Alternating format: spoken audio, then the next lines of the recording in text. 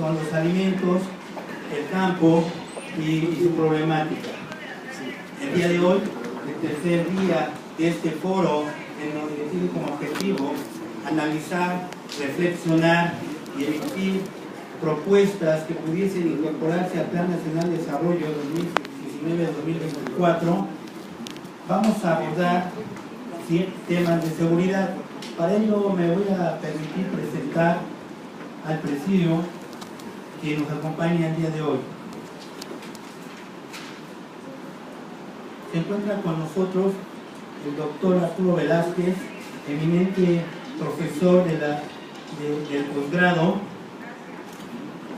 de la maestría en Administración Pública. Bienvenido, doctor.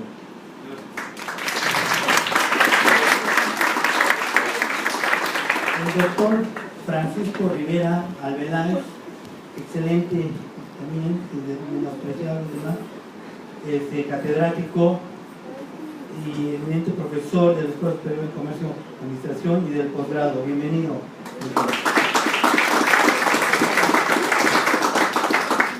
El doctor Óscar Zapata Zonco, quien es el coordinador de la maestría en Administración Pública. Bienvenido. El maestro de Ciencias Arturo Morton Treviño, quien es egresado de la maestría en Administración Pública y analista en la Cámara de Diputados. Bienvenido.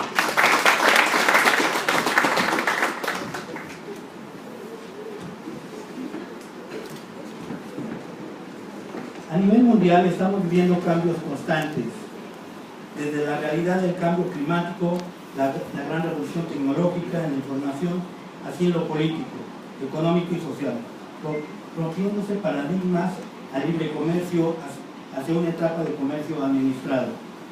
Sin embargo, estos cambios que se están dando deben estar dentro de un ambiente de seguridad, por lo cual el tema que abordaremos esta tarde es la seguridad como factor fundamental en el desarrollo económico y social de un país. Para ello, vamos a invitar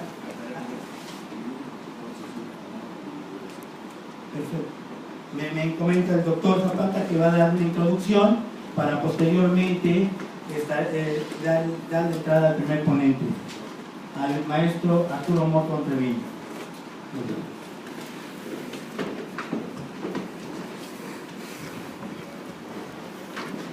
Bien, en este tercer día del foro vamos a dar una introducción. Dice Immanuel Wallerstein que este siglo XXI puede ser la oportunidad para la reconstrucción del mundo del saber, así como lo fue el periodo 1750 a 1850.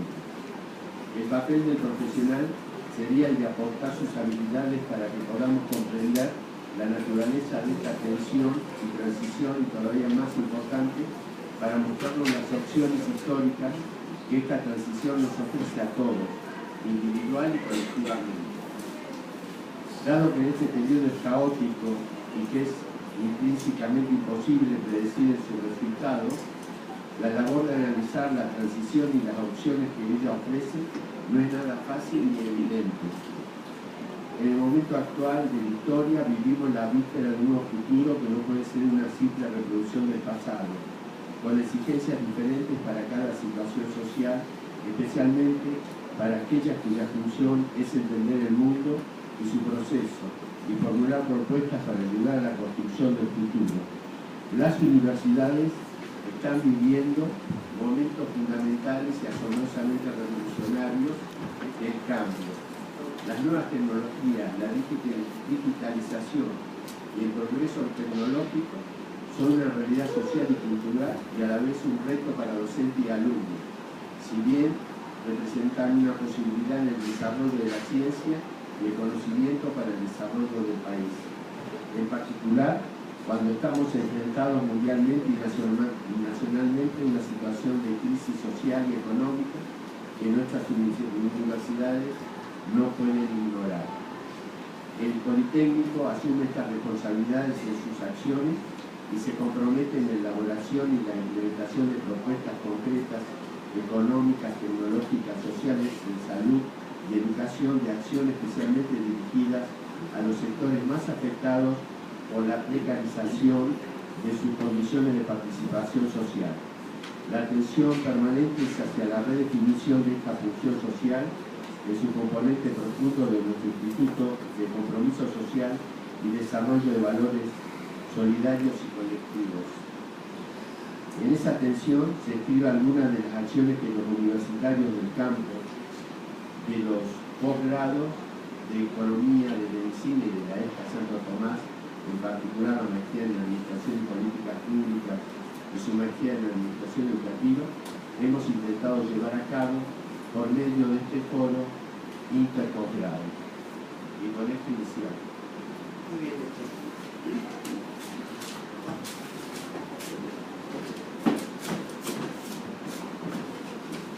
Gracias, doctor, por esta introducción que nos permite enmarcar la importancia de este tipo de foros de análisis, reflexión, opinión y propuestas para el Plan Nacional de Desarrollo. A continuación, solicitaremos al maestro en ciencias Arturo Moco Treviño, quien nos dará la conferencia, ¿sí?, de Ingeniería en la Administración Pública, para lo cual voy a ceder el uso del micrófono.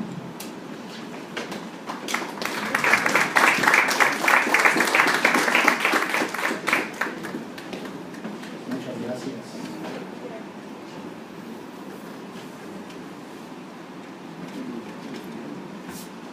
Bueno, pues muchas gracias por asistir a este foro, y también muchas gracias por la convocatoria de la sección de posgrado, con nuestros compañeros ponentes que me van a seguir en la palabra y van a socializar pues sus propuestas. Es la oportunidad de emitir la propuesta del México que queremos, desde una visión académica, desde una visión libre.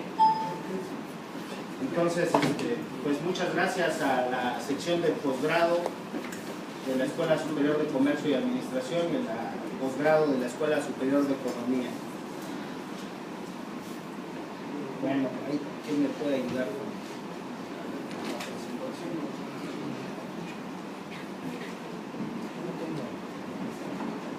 Bueno, también decirles que, como dijo el doctor Zapata, acá está.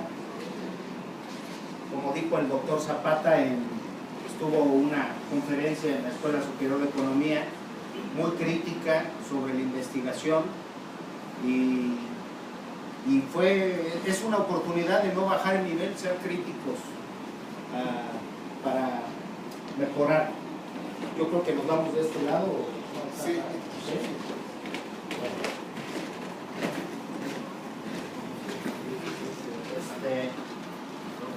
En el marco de México 2024, crecimiento económico con justicia social, entender la justicia social como algo que está encerrada en nuestra Constitución política de los Estados Unidos mexicanos. La justicia social está encerrada en el trabajo de los independientes en el 21, de los reformistas en el 57, de los círculos liberales de Ricardo Flores Magón, de donde emanó el artículo 27 y 123, de esas luchas sociales, ese Tierra y Libertad que se ve plasmado en el 27. Ahora más en el México contemporáneo, pues la justicia social se ve en el tercero constitucional, primero y segundo, en el tercero constitucional, en el de la educación, en el cuarto constitucional, donde tenemos derecho a alimentación, agua, medio ambiente, vivienda. Entonces, nuestra constitución política de los Estados Unidos mexicanos es de una naturaleza de justicia social. Entonces, de ahí empiezo en este entendido que justicia social es llegar a la dignidad de autonomía como individuos. La Constitución también prevé, ¿no?, que busca la dignidad, ¿no?, busca hacernos libres, ¿a través de qué? Del avance científico, del progreso científico, evitando los fanatismos. Adelante, por favor. ¿Quién tiene el Acá. Bueno, el objetivo de esta investigación es proponer una estructura orgánica para la administración pública con una visión de responsabilidad social que coordine la alineación de objetivos para tener un fortalecimiento interinstitucional que maximice el poder, recursos, esfuerzos y tiempos para dar cumplimiento al mandato constitucional.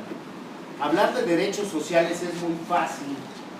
Podemos ser un país que reconoce la justicia social, esos mínimos indispensables para ser libre, para tener autodeterminación, para ser digno, para poder ver a los ojos a quien sea. Adelante, por favor.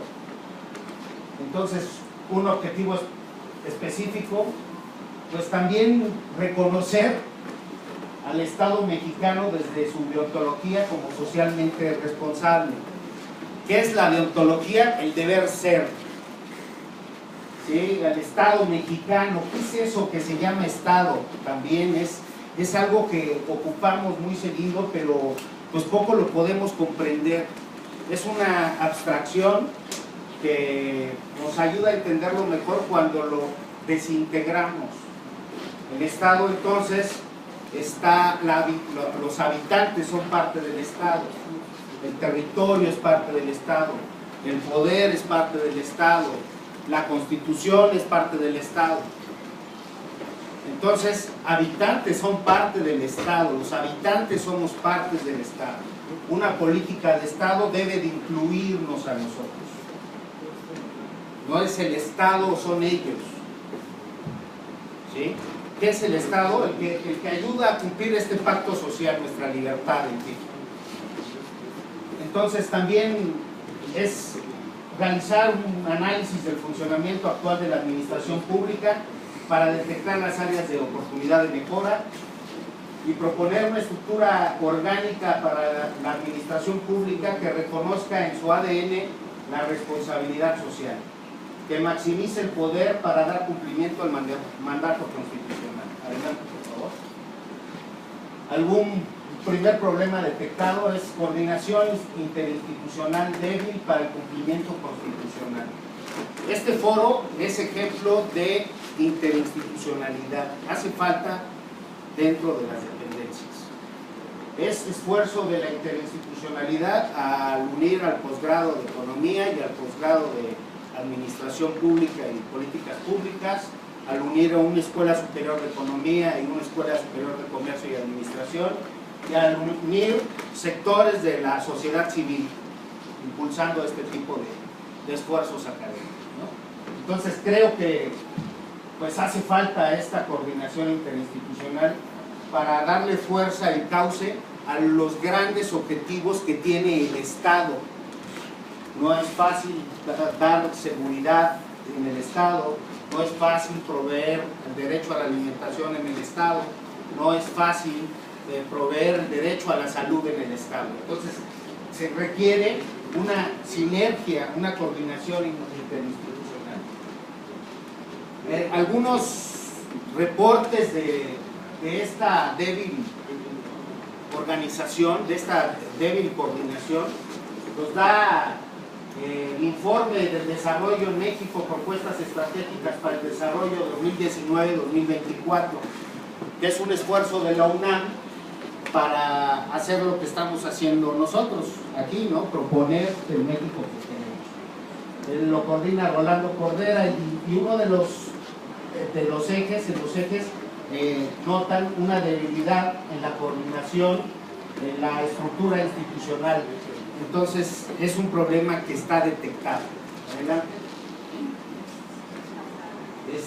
En ese mismo paper nos habla de la desarticulación y la falta de coordinación entre las distintas instituciones del Estado.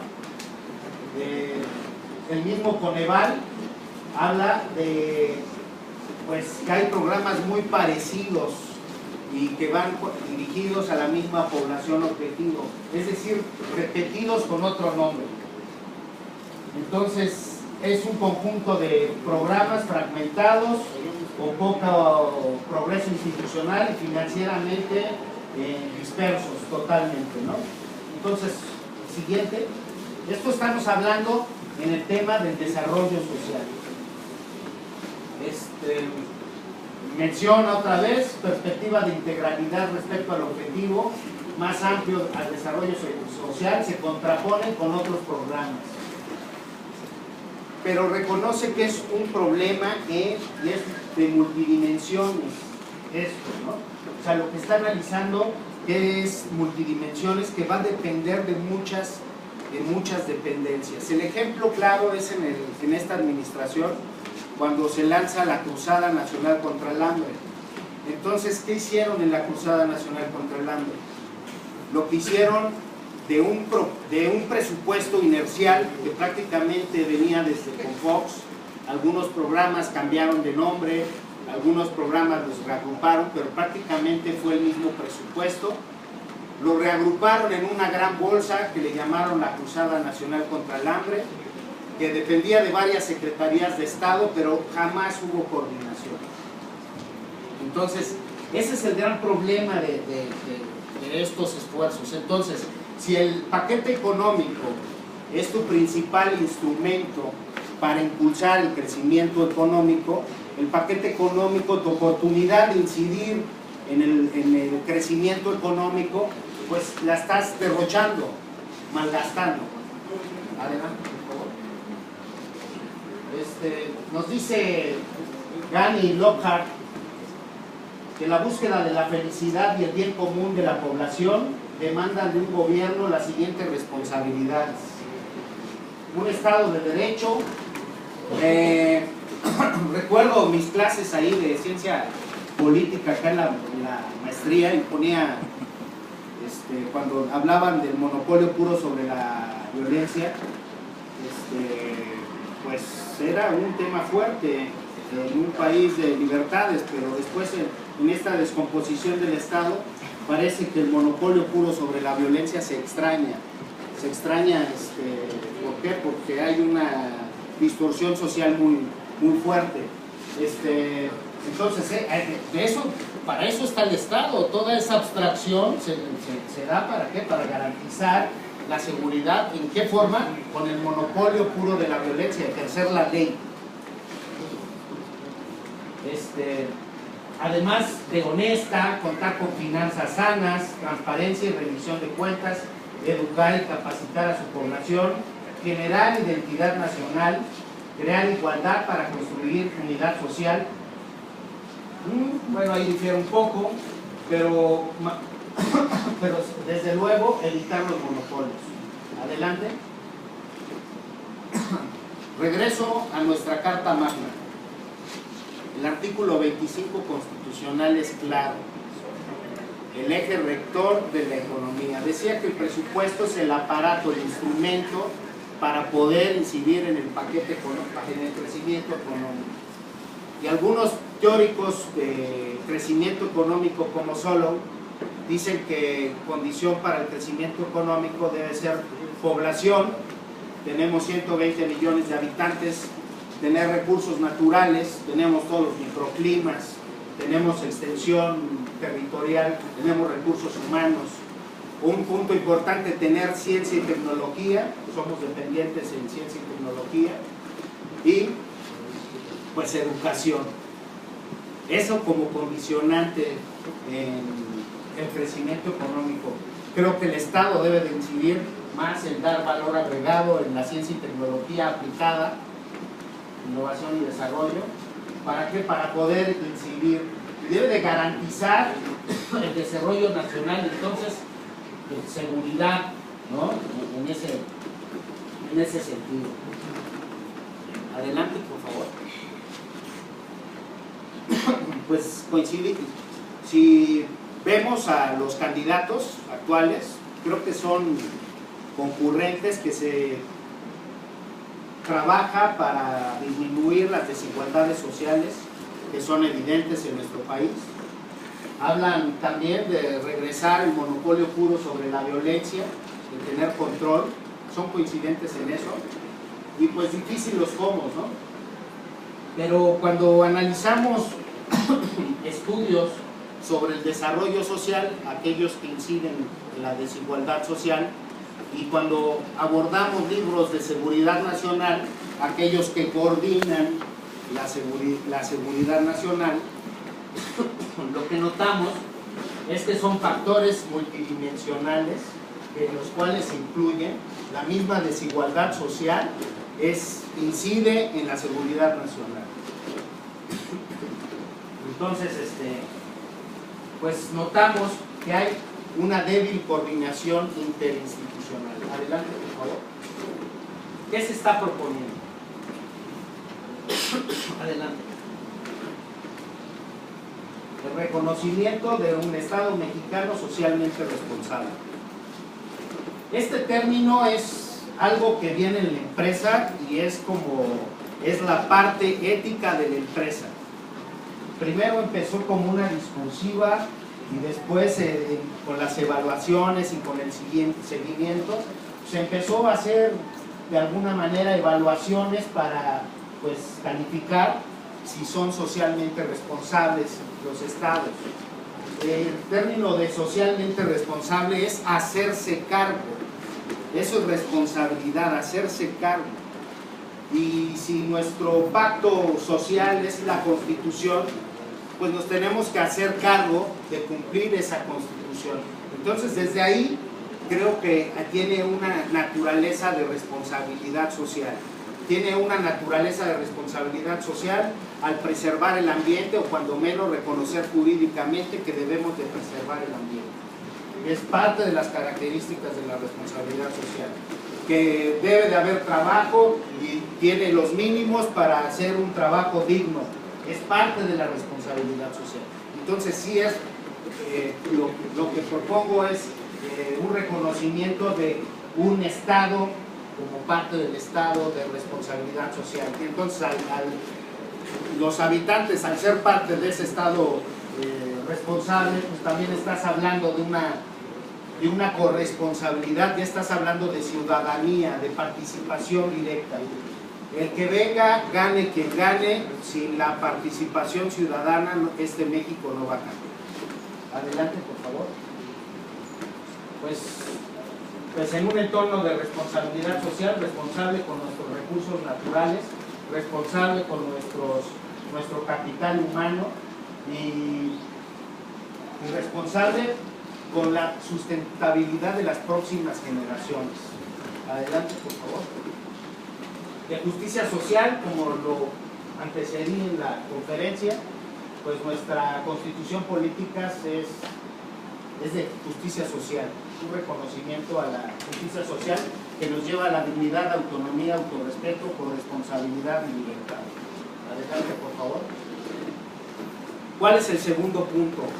Una reingeniería en la estructura orgánica para la administración pública que reconozca su ADN de responsabilidad social y que maximice el poder para dar cumplimiento al mandato constitucional. Se tiene que maximizar el poder. ¿Qué está pasando? Se están duplicando funciones. Es lo que está pasando. Adelante. Me voy otra vez a nuestra Carta Magna. El artículo 89, en el capítulo 3 sobre el Poder Ejecutivo, el artículo 89, facultades y obligaciones del presidente son las siguientes: nombrar y remover libremente a los secretarios de Estado, remover embajadores, cónsules generales y en fin. Sexto, preservar la seguridad nacional. Es parte de los puntos neurálgicos del presidente. Adelante, por favor. La ley orgánica de la Administración Pública Federal, haciendo en base al artículo anterior, cito sobre las secretarías de Estado, dice: las secretarías de Estado tendrán igual rango entre ellas, no habrá por lo tanto preeminencia alguna. Sin prejuicio de lo anterior, por acuerdo del presidente de la República, la Secretaría de Gobernación coordinará. Es decir, están en el mismo nivel, pero coordina la Secretaría de Gobernación. Adelante. la ley orgánica de la Administración Pública Federal, capítulo 2, de la competencia de las Secretarías de Estado, el artículo 26, para el despacho de los asuntos del Poder de la Unión, el Poder Ejecutivo de la Unión contará con las siguientes dependencias: Gobernación, Relaciones Exteriores, Defensa Nacional, Marina, Hacienda, Desarrollo Social, todas estas secretarías, 18 secretarías y la consejería, ¿sí? Son 18 secretarías y la consejería, a nivel paralelo. Adelante, por favor. Así está. Todas estas secretarías están en la Administración Pública Federal. Muchas de ellas pues tienen coordinaciones, pero esas coordinaciones prácticamente son protocolarias, no son de seguimiento. Cumplen con el protocolo de reunirse, pero no hay labores de veras. Adelante. Entonces, ninguna estructura organizacional, ninguna administración pública o privada es esto, este Frankenstein que fue creciendo. Si nos metemos a la historia de la administración pública, que muchas veces fue creciendo según la circunstancia del momento o compromisos incluso políticos, cuando se podía. Antes la voluntad política pues hacía milagros, ¿no? Hacía secretarías de Estado, ¿no? Entonces, prácticamente vemos aquí a las secretarías. Muchas se vinculan. Entonces, son de igual rango entre ellas y coordina gobernación. Aquí podemos ahí ejemplificar, ¿no? Adelante, por favor. Pues esto nada que ver con lo anterior.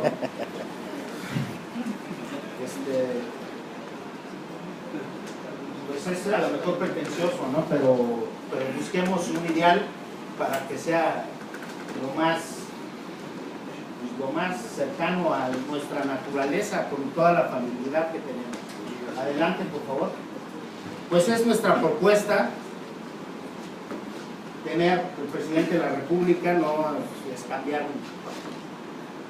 nada, no es cambiar la Constitución, es cambiar la ley orgánica.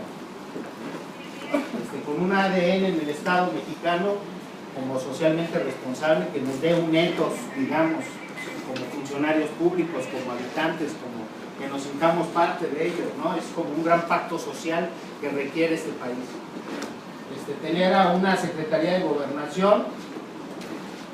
Antes estaba la Secretaría de Guerra, cuando estaba unida la Secretaría de la Defensa Nacional y la Secretaría de la Marina. Ahora parece que son dos feudos que compiten entre ellos y con una discreción, en fin. Hay problemas, se ven, hay estado fallido en Tamaulipas. La Secretaría de Relaciones Exteriores, por cuestión de seguridad nacional, antes era la Secretaría del Interior y el Exterior, la Secretaría de Gobernación. Entonces, hablar de consolidar, centralizar, y la Consejería Jurídica del Ejecutivo Federal, es decir, todos los proyectos que tengan estos secretarios van con esta consejería a ver si es válido lo que están proponiendo. Por otro lado, pues la Secretaría de los Dineros, ¿no? La Secretaría de Hacienda, la Secretaría que tiene la imposición fiscal y de alguna manera también lo distribuye. Que ahí, pues si yo te doy, pues veo cómo lo estás gastando, ¿eh? Ahí meter a la función pública, en fin, subsecretarías que están en la función pública. El tema de la Secretaría del Bienestar, estaba el debate si era la Secretaría de Justicia Social o la Secretaría del Bienestar. En fin, es un modelo para destruirse, ¿no? Y ahí están los mínimos indispensables: comida, trabajo, salud, educación y vivienda, administrado y coordinado. Los problemas de la pobreza, pues normalmente son de tres pobrezas, ¿no? Falta en la vivienda, falta en la alimentación o carencia en salud, y la que todos carecen, la seguridad social, que esa no se abate por nada. Solamente con el empleo formal habrá que pensar qué hay que hacer para abatir la seguridad social.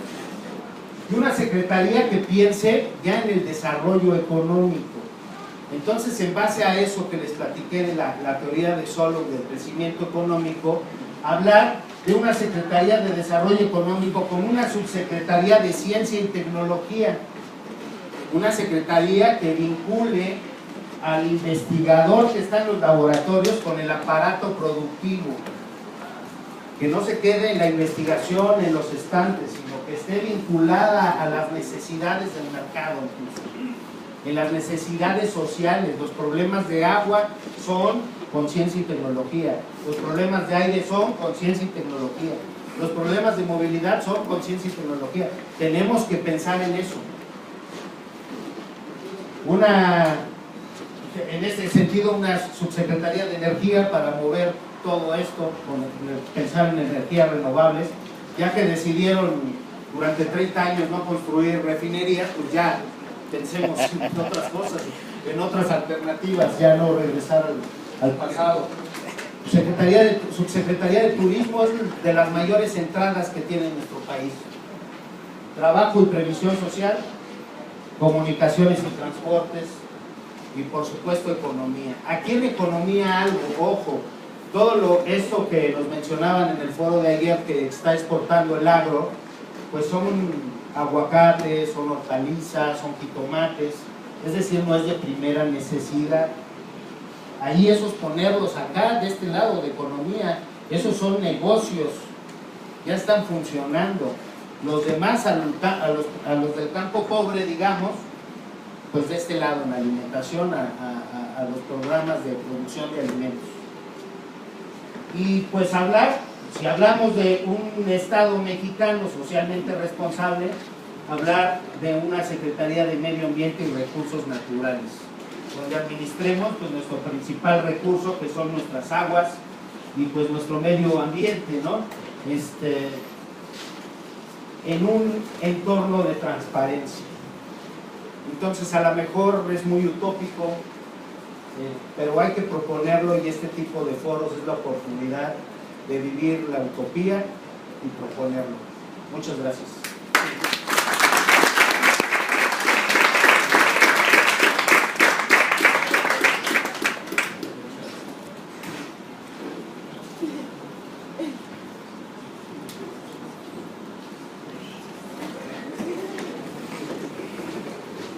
Gracias, maestro Arturo Morton, que nos ha hablado del Estado. Históricamente el Estado ha existido el Estado liberal democrático y el Estado autocrático. El Estado liberal democrático, en el cual nos encontramos, nos da la oportunidad de participar, de proponer, de analizar. En esta propuesta que hace el maestro Arturo Morton, nos permite hacer una revisión de la Ley Orgánica de la Administración Pública Federal y proponer algunas alternativas. Y habla de la parte económica, pero esta parte económica, este bienestar social, no puede llevarse a cabo si no está en un ambiente de seguridad. Para ello, vamos a continuar con las ponencias. Es importante que va a mencionar la mecánica. Vamos a que los ponentes participen y al final haremos algunos bloques para que ustedes hagan sus preguntas, sus comentarios, ¿sí? Para el segundo tema voy a pedir la participación del maestro Enrique Ojeda Razo. Él es abogado, es capitán del ejército y es experto en seguridad nacional, y nos va a hablar del tema seguridad como base de la justicia social. Por favor.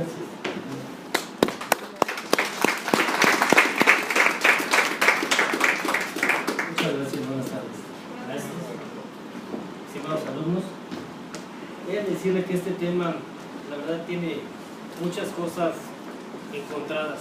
Es un tema complejo, conocido por todos, pero realmente en el fondo no se ha podido canalizar realmente su fuerza y la necesidad que tiene. Está un poco alejado de la realidad. Siempre ha contado con una sombra y una leyenda negra. Sabemos que las instituciones no avanzan en relación de la realidad social. Esto es una verdad que no podemos evitar, no sabemos todavía cuál es el antídoto de eso. Para nosotros llegar a comprender lo que es la seguridad nacional, tenemos que entender lo que habían dicho los maestros, es una coordinación y cooperación. Fíjense cómo digo cooperación para que no vean después así de idea, ¿verdad? Esta cooperación implica que todas las instituciones estén de acuerdo con un mismo proyecto. El artículo 26 de nuestra Constitución maneja el proyecto como nación, proyecto de una nación para consolidar una constitución que sea viable, que sea fundamental en base a los valores que tenemos, no introyectados, no a copias. Es decir, muchas de las constituciones, desde las de 24 a la del 12 de Cádiz, todas estas constituciones vienen siendo una copia de la Constitución del 76 de los Estados Unidos y le han puesto pedacitos. Si viéramos el texto original de aquellos tiempos comparado con la Constitución que tenemos ahora, pues la verdad sería irreconocible. Afortunadamente en el 2002 se reformó la Constitución en su artículo 73 para que los legisladores pudieran hacer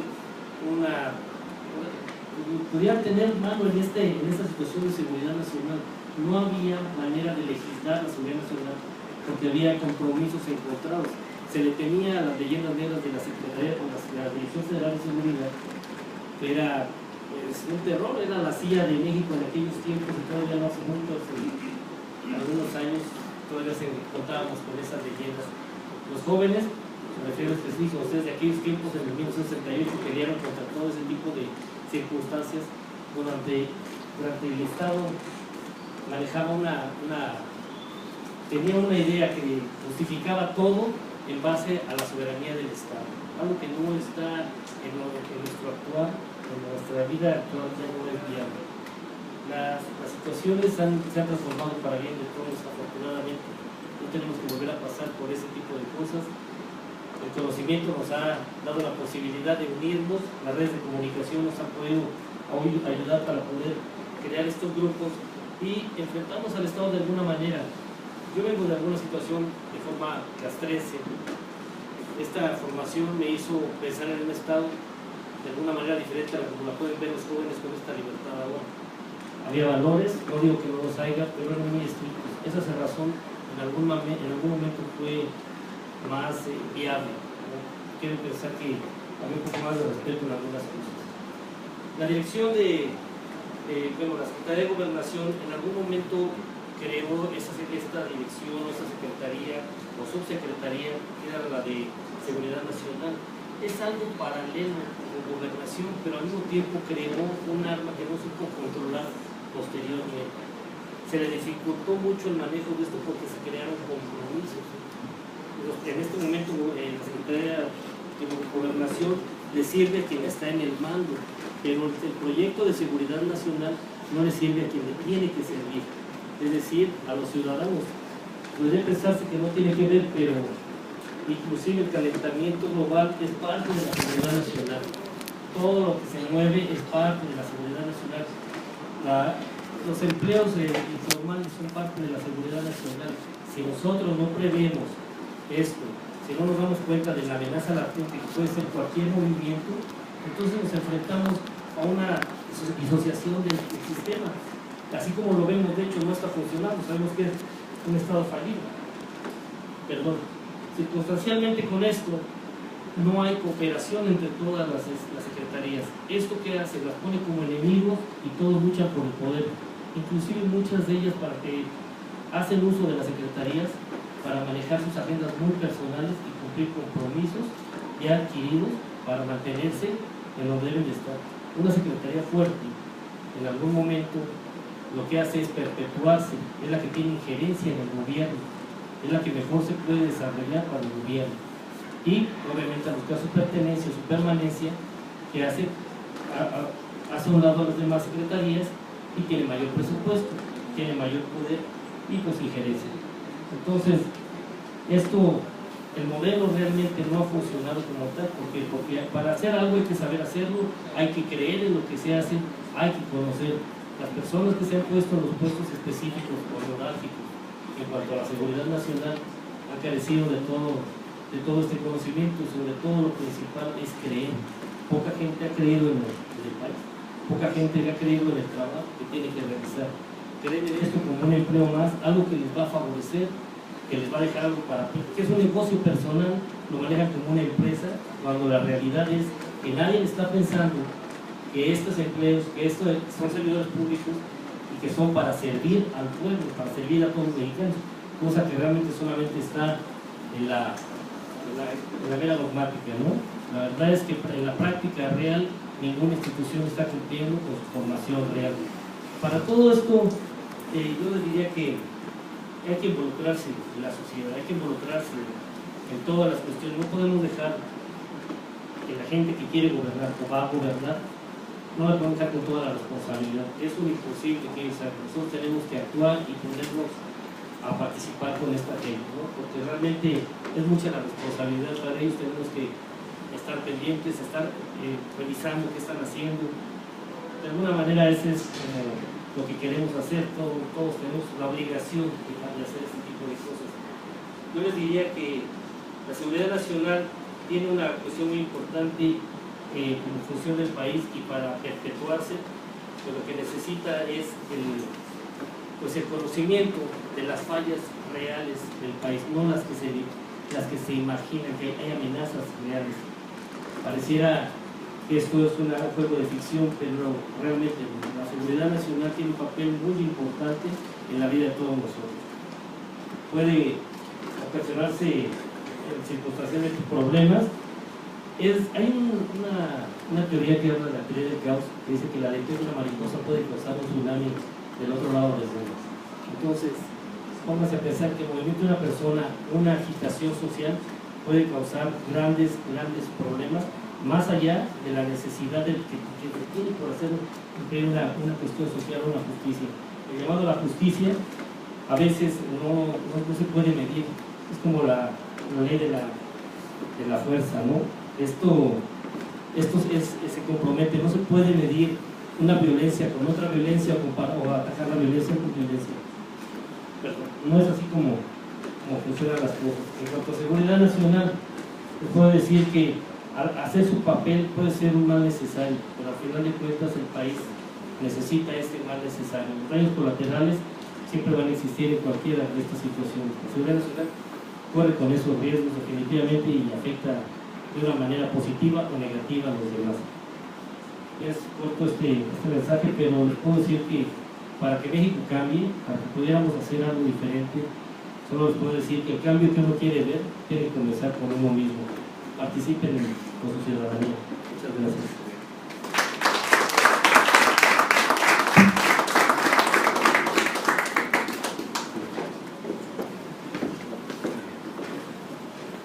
Agradecemos la participación del maestro Francisco Ojeda Razo con el punto de seguridad, y que es importante la participación de todos y cada uno de nosotros para la seguridad. A continuación, cederemos la palabra al maestro Arturo Alejandro Ledesma Santiago.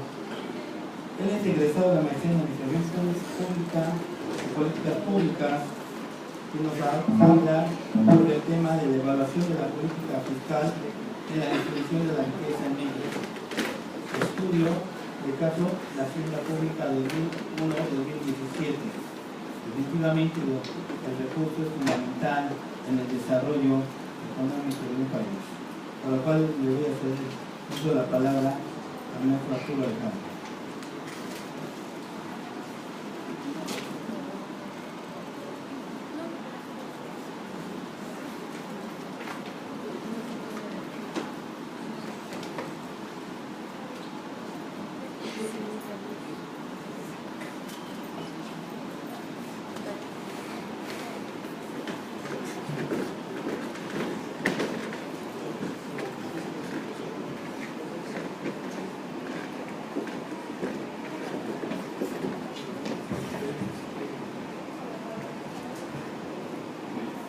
Buenas tardes, yo voy a hablar sobre la evaluación de la política fiscal en la distribución de la riqueza en México, el estudio del caso de la Hacienda Pública del 2001 a 2007. En primer lugar, hay que determinar qué vamos a entender por política fiscal. La política fiscal la vamos a entender como el ingreso y el gasto gubernamental, ¿no? En principio es una de las políticas económicas manejadas por el gobierno, y vamos a hacer el análisis de esa y cómo afecta esta a la distribución de la riqueza en México, ¿no? Primero haciendo referencia a lo que decía mi compañero, el maestro Jorge Morton, en el artículo 25 justamente hacemos referencia a lo que es la justa distribución de los ingresos y la riqueza, dejando esta como rectoría del Estado, ¿no? Como les repito, manejando esta obligación a través de la política fiscal. Ok, entonces vamos a ver cómo desde el 82, desde que se empieza a implementar este modelo neoliberal, las políticas neoliberales en México generaron las condiciones de apertura comerciales, permitiendo la entrada a capitales extranjeros, trayendo mayor libertad económica y representando el desmantelamiento del sector productivo, incrementándose los índices de pobreza y la desigualdad, concentrándose la riqueza en un reducido sector de la población. Hemos visto que este tipo de estudios de distribución de la riqueza han tomado últimamente mayor relevancia debido a los efectos que han tenido no solamente en México, sino en todo el mundo. Vemos que el 1% de la población concentra lo que el 99% de la población necesita. En primer lugar, vamos a analizar los efectos redistributivos de este modelo. En esta gráfica podemos ver que la línea continua hace referencia a la productividad laboral, mientras que la línea discontinua, la punteada, hace referencia al salario mínimo, el cual vemos que después para finales del siglo pasado tiene una tendencia a la baja y después se mantiene constante. ¿Esto a qué se debe? Debido al ajuste en el salario mínimo, ¿no? Teniendo como referencia de que los neoliberales mencionan que si incrementa el salario mínimo puede haber un incremento en la inflación, ¿no? Mantenemos constante el manejo del indicador de la inflación para tener cierta certidumbre dentro de la economía, mas no así sucede lo mismo con la productividad. Vemos que tienen comportamientos contrarios, es decir, que cada vez se produce más, pero se paga menos al trabajador. Esto lo que provoca es que la riqueza se concentre entre aquellos que son dueños del capital, más no así en aquellos que cobran una renta por su trabajo. Ahora, si nos vamos dentro del sector gubernamental, vamos a ver que dentro de sus principales ingresos los vamos a ver divididos en dos. En primer lugar, en el petrolero y en el no petrolero. De los ingresos no petroleros, representan para el año 2016 el 83.7% de los ingresos gubernamentales. A su vez, del gobierno federal aporta el 67.3% de ese 83%. Los ingresos tributarios representan el 56.1% de los ingresos del gobierno federal. Estos representados principalmente por el impuesto sobre la renta y el IVA, ¿no? Entendiendo estos dos impuestos como los principales, el impuesto sobre la renta es el impuesto que cobramos al ingreso. Este impuesto es conocido como un impuesto progresivo, ya que entre más gana, más se le debe de cobrar, ¿no? Entonces, este impuesto lo que tiende a hacer es a disminuir la diferencia entre los ricos y los pobres. Este ingreso del ISR representa el 50% de los ingresos tributarios, mientras que tenemos el otro impuesto que es el impuesto del IVA. El IVA es el impuesto al consumo. Este impuesto es un impuesto conocido como regresivo, debido a que todo el mundo consumimos cierta cantidad, sin embargo, los pobres tienden a gastar el 100% de sus ingresos en el consumo, mientras que los ricos solamente destinan una pequeña parte al consumo. Entonces, tiene un impacto mayor dentro de los pobres que hacia los ricos. Vamos a ver ahora en la siguiente gráfica cómo ha venido los ingresos gubernamentales. Como les decía, nuestro país es un país conocido como petrolero, ¿no? Debido a los yacimientos que tenemos de petróleo. Esta gráfica es un análisis que vengo haciendo del 2001 al 2016, en el cual vemos cuál ha sido el comportamiento de los ingresos gubernamentales. Vemos que para el año 2008 es donde tenemos la mayor alza de ingresos gubernamentales por conceptos petroleros, alcanzando poco más del 44% de estos ingresos. Después del 2012 vemos una baja hasta llegar a la fecha que representan los ingresos petroleros actualmente el 16.3% de los ingresos gubernamentales. ¿Esto qué quiere decir? Que tenemos que echar mano de otro tipo de ingresos para mantener las finanzas públicas en cierta medida estables, ¿no? O en cierta medida estables.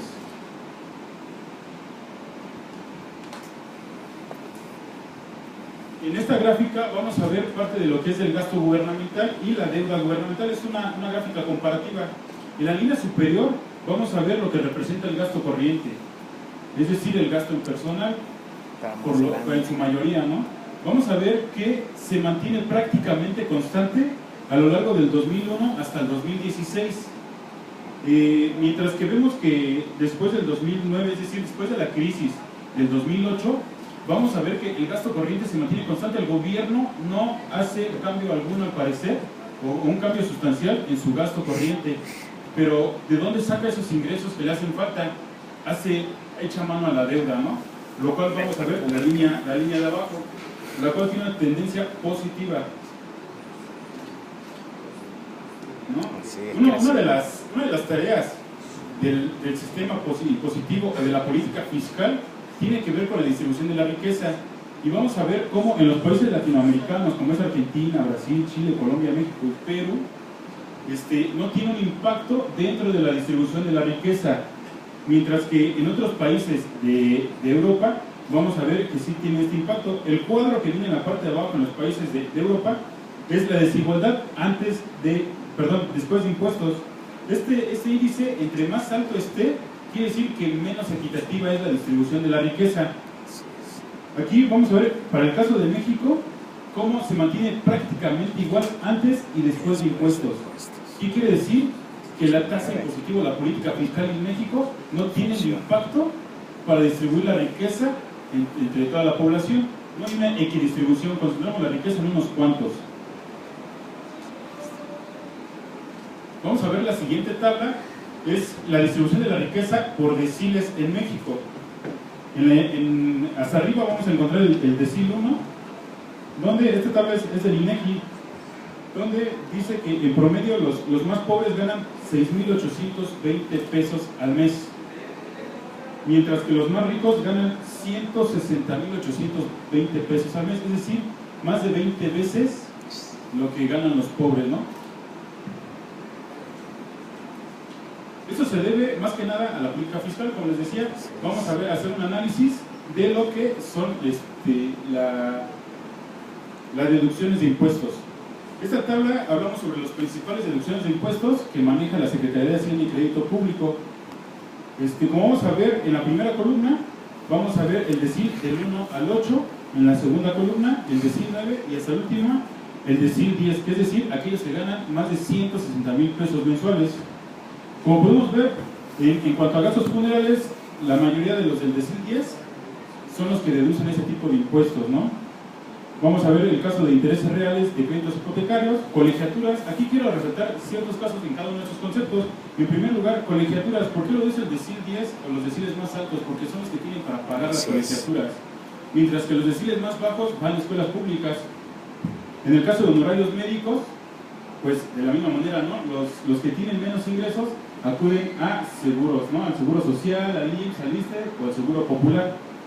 Primas de seguros de gastos médicos. Si no tienen dinero para ahorrar, ¿cómo van a adquirir algún tipo de seguro, no? Transportación escolar obligatoria, cuentas especiales para el ahorro, lo mismo, ¿no? No tienen ni para el consumo. Como no tienen para el consumo, se ven obligados a acudir a la deuda. ¿Cómo van a ahorrar para el retiro? Y así nos vamos a dar cuenta que para el decil 10, la mínima deducción que tienen es del 80%, mientras que del decil 9 para abajo deducen cerca de, más bien menos del 10% hace deducción de este tipo de productos debido a que no hacen uso de estos, ¿no? Para lo cual vamos a hacer una propuesta, debido a que, no sé si recuerdan que antes, hace algunos años salieron algunos comerciales, ¿no? Que 9 de cada 10 empleos los generaba Pepe y Toño. Entonces son los que mueven la economía en el país. Sin embargo, la política fiscal se va a enfocar a los grandes empresarios, a los grandes capitales, que lo único que dejan son bajos salarios, ¿no? Mientras que los pequeños empresarios, aparte de generar empleo, generan un desarrollo económico, social y local. ¿no? Entonces, por eso, dentro de la propuesta que hacemos dentro de esta investigación, es la de disminuir las tasas impositivas para las pymes, ya que si bien es cierto que se generan muchas pymes y existe financiamiento para este tipo de empresas, su tiempo de vida es muy corto debido a que se ven exprimidas por las propias instituciones, ¿no? Ahora, en segundo lugar, la aplicación del marco jurídico es la Ley de Disciplina Financiera de las entidades y los municipios, obligando a los entes a incentivar sectores productivos de la población, disminuyendo el gasto corriente. Esto se debe a que mucho del incentivo económico local se debe al gasto gubernamental, ¿no? Sin embargo, hemos visto que en los últimos gobiernos locales, ¿qué es lo que ha pasado con los estados? ¿Cuántos gobernadores no hemos visto que se encuentran en la cárcel por hacer mano de la deuda gubernamental? Sin embargo, no la aplican dentro de la economía, ¿no? Vemos delitos como el peculado y enriquecimiento ilícito.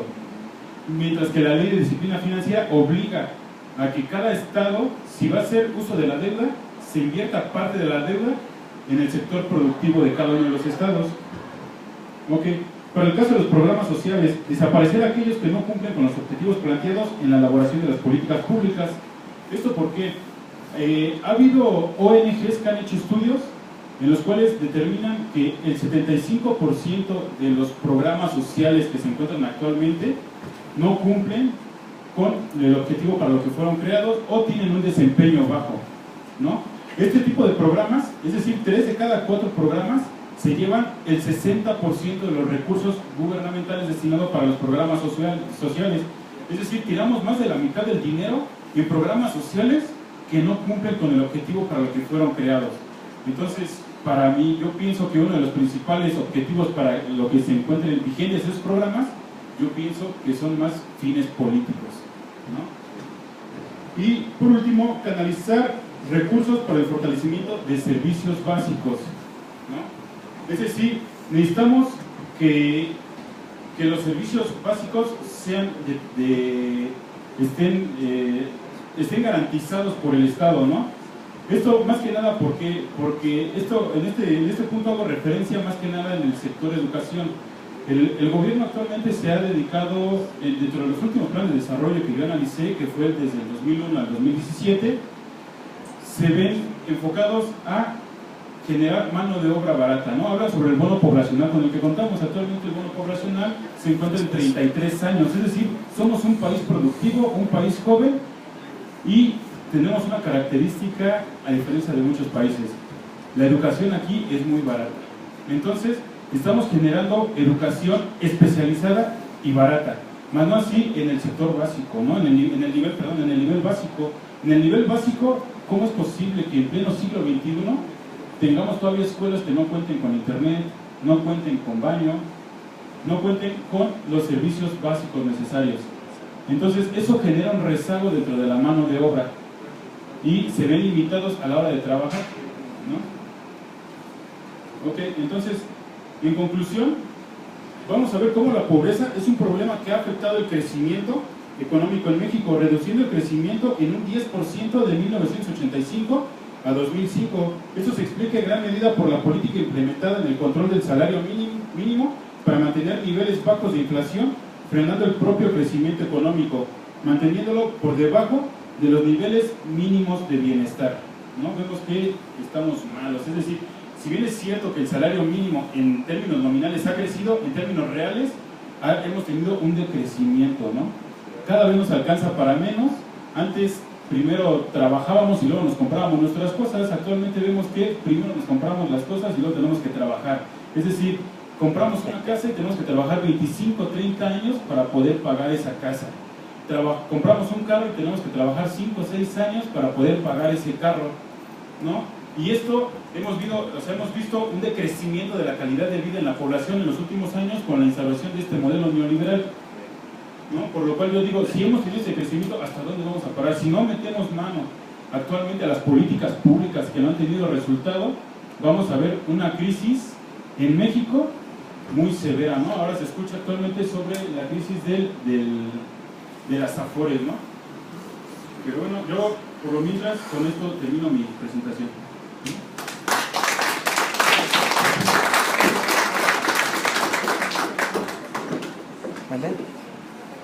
Muchas gracias. gracias al maestro Arturo Alejandro. Creo que el tema que ha abordado la política fiscal para este país, que el 37% son de las micro, pequeñas y medianas empresas, es una carga tributaria que afecta y que a veces impide muchas veces el desarrollo de las empresas.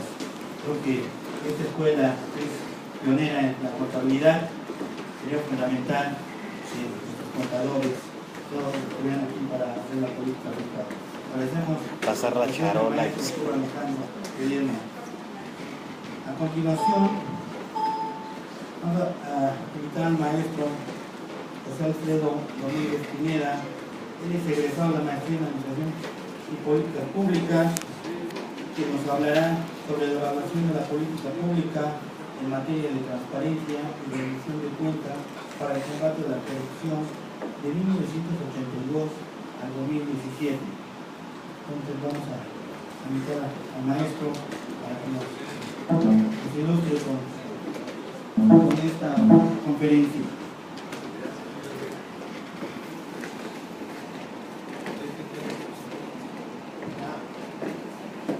Muchas gracias.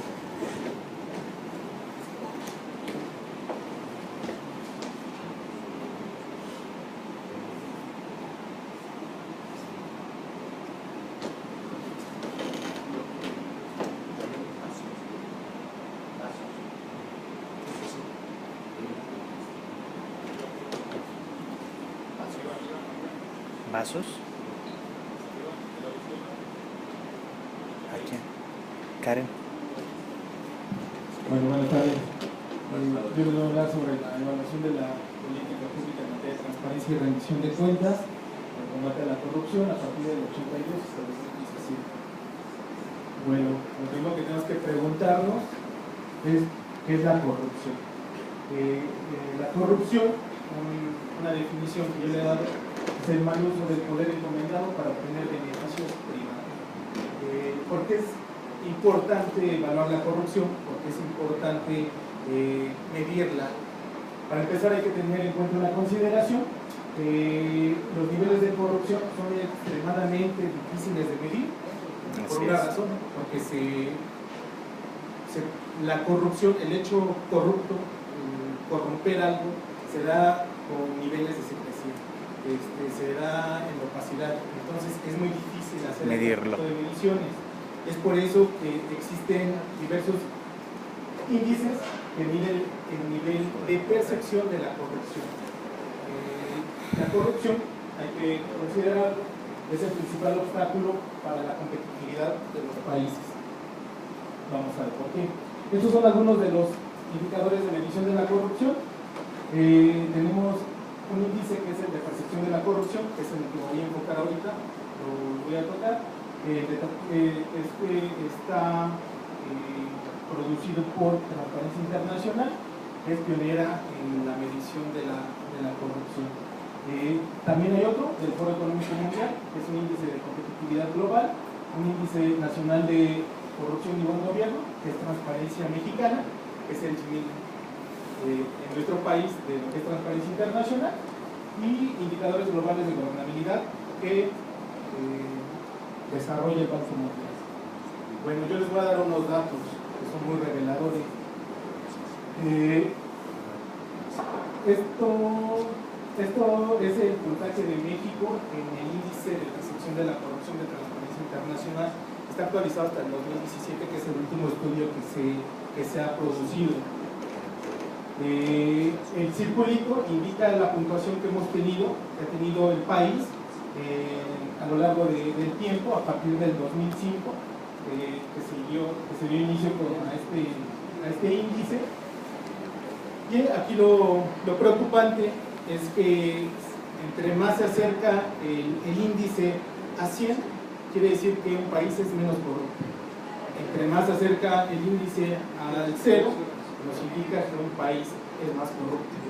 Entonces, como nos damos cuenta, lo único que ha pasado en el país es que cada vez nos hemos vuelto, o cada vez la población, los ciudadanos, nos damos cuenta o percibimos que existe mayor corrupción en el nivel público.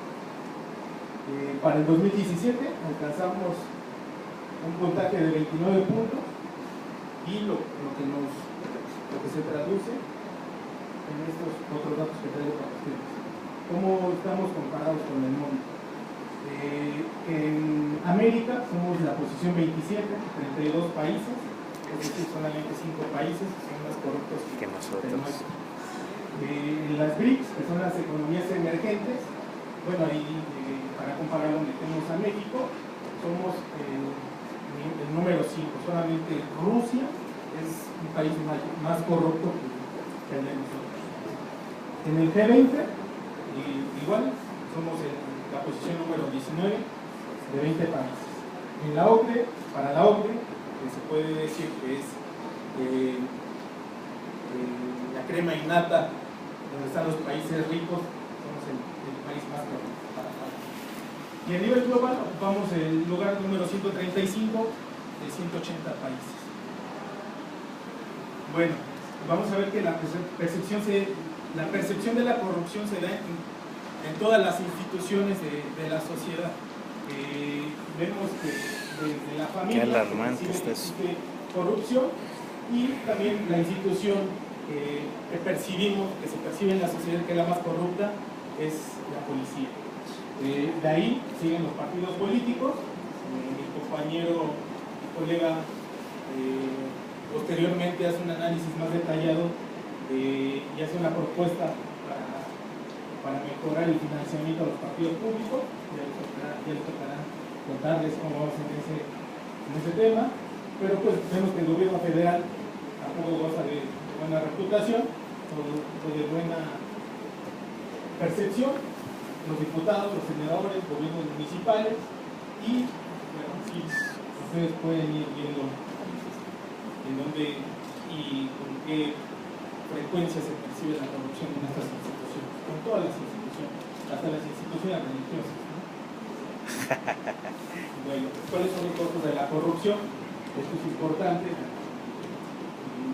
se adecuó un poquito a lo que nos tiene aquí, como decía el maestro Morton,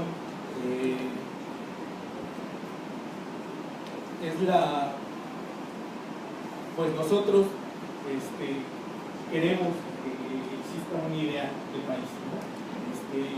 Estamos idealizando, estamos presentando una propuesta y pues nos gustaría que nuestro país estuviera mejor calificado y tuviera pues mejores condiciones de vida.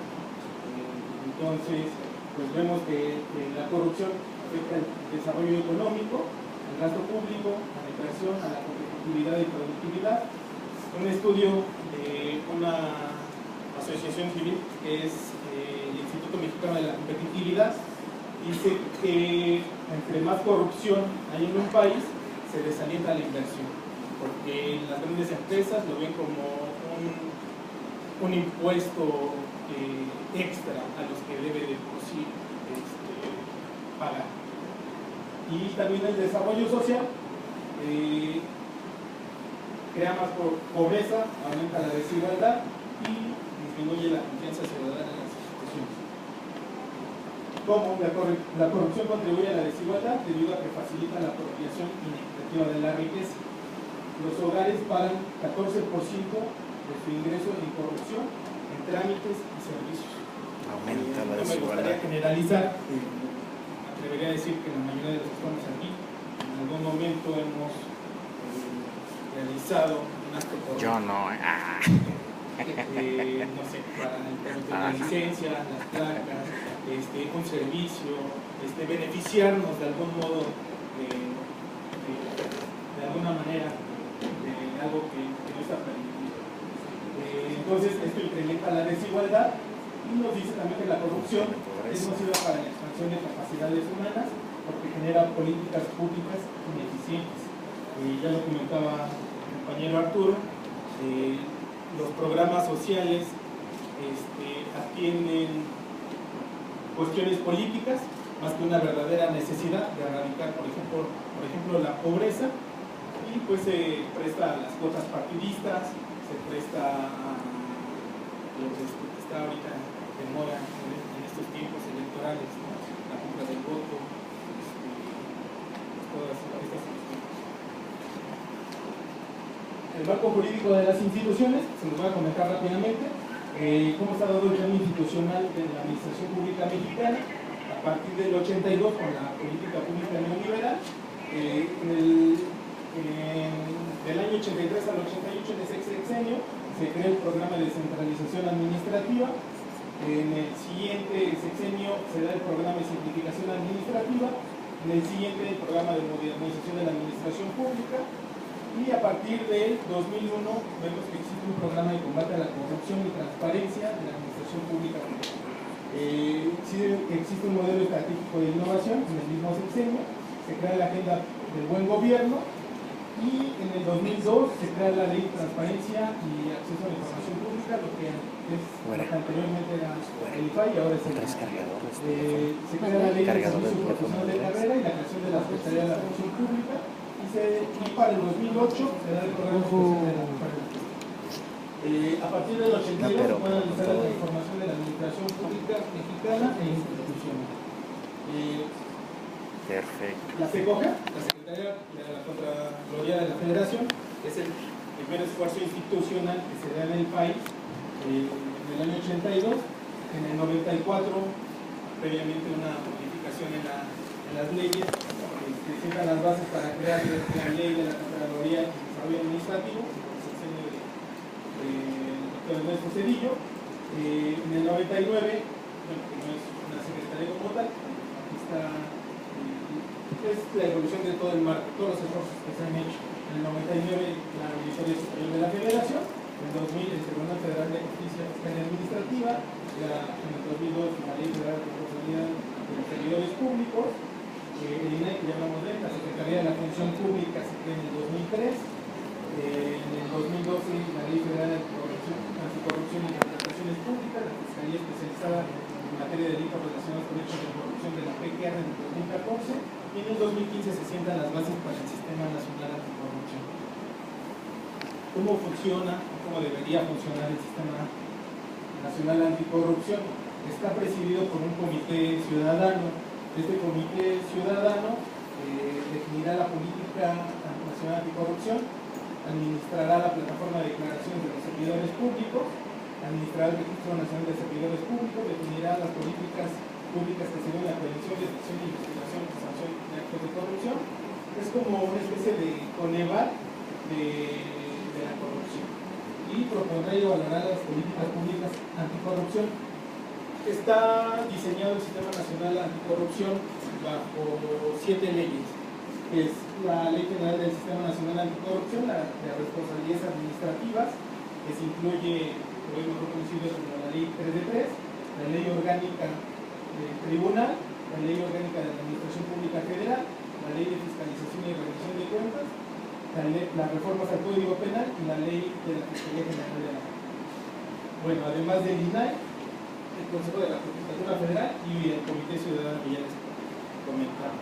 Este es el deber ser, esto debería de ser, pero vemos que en la práctica no hay voluntad política. La OCDE menciona que hay 3 tipos de organismos anticorrupción en el mundo. Cada país ha adoptado el que mejor le ha convenido de acuerdo a sus estrategias anticorrupción, pero también nos dice ese estudio de la OCDE que el diseño en sí no basta, se necesita de voluntad, y pues vemos que en nuestro país hay intención, no hay voluntad. ¿No? Bueno, es un poco de lo que les hablaba del Sistema Nacional Anticorrupción, y les voy a mostrar 3 experiencias que han sucedido en el mundo. Ustedes me dicen si conocen un caso para nuestro país. Por ejemplo, en Estados Unidos de América, más de 25,000 funcionarios públicos de los 3 poderes, de los 3 niveles de gobierno, han sido encontrados culpables entre 1976 y 2008. Se incluyen delitos de compra de voto, funcionarios que aceptaron regalos sin ser reportados, conflictos de interés. La lista de indiciados y sentenciados consideran a ciudadanos en cargo público que participaron en delitos de corrupción. ¿Alguien puede dar un ejemplo en nuestro país de algo que haya sido castigado? Muy difícil. Aún no. Sí. Es muy difícil encontrarlo. Están en En eso. Hong Kong, en los años 60, 70, tenía un problema todavía más arraigado con la corrupción. Hong Kong se encuentra por ahí del lugar, me parece que es el lugar 15 de los países menos corruptos en el mundo. Entonces vemos que sí existe una solución para disminuir estos índices de corrupción. Este ejemplo nos dice que el secretario jefe de Hong Kong fue sentenciado a 7,5 años de cárcel y el multimillonario Thomas Bock a 5 años. El caso es que este multimillonario soborna y tenía trato preferencial con el secretario en jefe, y en la investigación arroja que se encontró que el empresario había efectuado diversos pagos al secretario por 1.4 millones de dólares.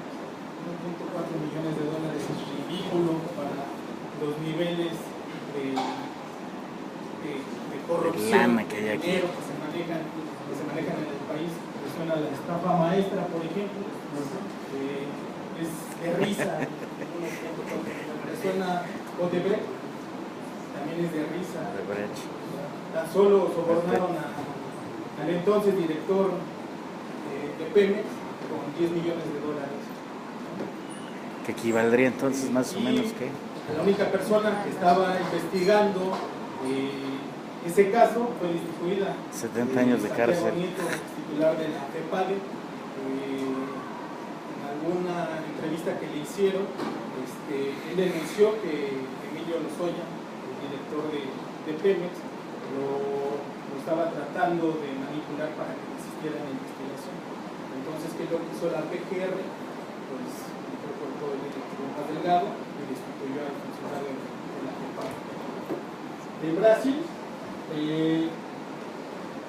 se dio un esquema de corrupción que consistía en el pago de mensualidades de 30.000 reales, que son $12.000, a legisladores del Partido Laborista Brasileño a manera de soborno para que votaran en el mismo sentido que la bancada del partido de gobierno. Este caso ha generado más de 25 sentencias ocasionales por usar su cargo público para obtener un beneficio privado. Sentenciaron a José Diezero, que era el brazo derecho de Lula. Y hasta hace unos meses, ¿no? Lula. Que Lula fue sentenciado también por los mismos actos de corrupción. Bueno, ¿qué consiste la propuesta de mejora? El reto de hoy es articular los mecanismos que permiten el adecuado funcionamiento del Sistema Nacional Anticorrupción, que permita no solamente contener las consecuencias de actos de corrupción y sancionarlos, sino prevenirlos desde su origen con una perspectiva de inteligencia interinstitucional. Como nos dijo el colega, es muy complicado que exista la colaboración institucional. Ayer lo mencionaban los ponentes. Uno de los principales problemas que se da es eso, precisamente, que exista colaboración institucional. Bueno, ¿qué se propone? Uno es contemplar reformas a la elaboración del gasto público. Si bien es cierto que el Sistema Nacional Anticorrupción se enfoca fuertemente en la auditoría del ejercicio de los recursos públicos, pero no considera la corrupción que se origina desde el diseño presupuestario. Vemos que el último día del año nuestros legisladores trabajan a marchas forzadas por tratar de presentar la propuesta del gasto público, pero lo que no vemos es cómo serán las negociaciones, ¿no?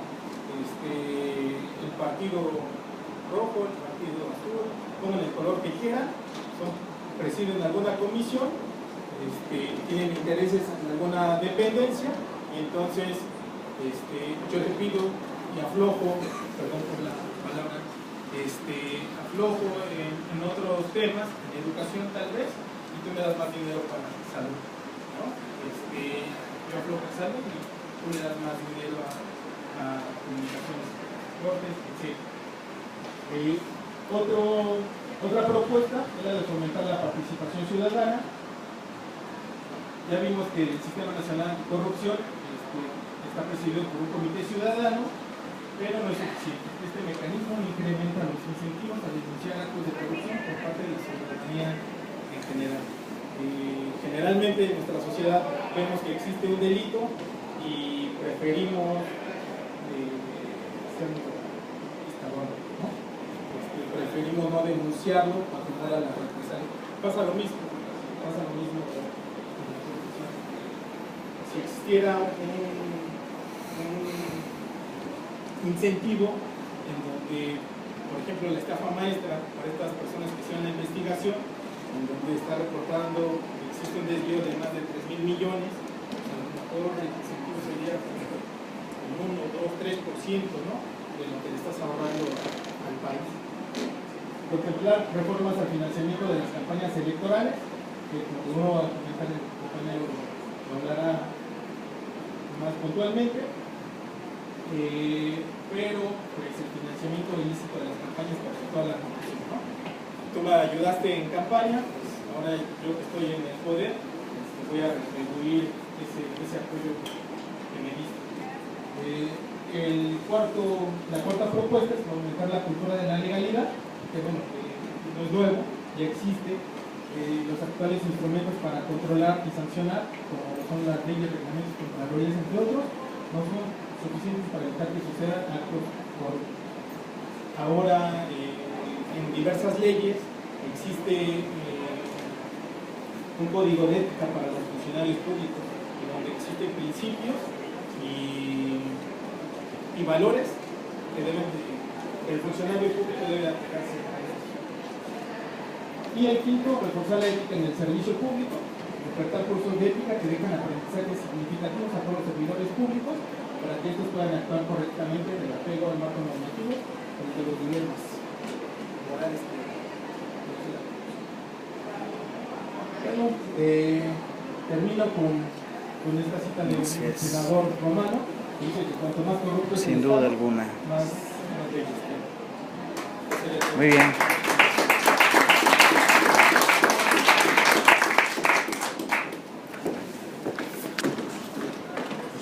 Gracias, agradecemos al maestro profesor Rodríguez Pineda que nos ha